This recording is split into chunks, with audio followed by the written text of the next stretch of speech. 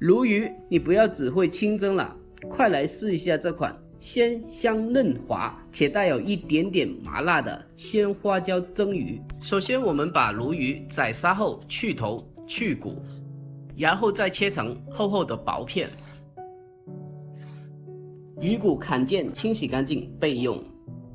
同样鱼肉清洗干净后控干水分，加一点点盐、胡椒粉、适量的生粉还有蛋清，然后给它抓拌均匀。再来点花生油抓匀。鱼骨同样的腌制抓拌均匀。抓拌均匀之后，我们进行摆盘。取另外的盘子，底部少油，然后鱼片摆盘。水开后，我们大火鱼骨蒸5分钟，鱼肉蒸2分钟。最后我们起锅多烧油，下青红椒还有鲜花椒，大火进行爆炒，然后盛出。最后把它扒在蒸熟的鱼片面上。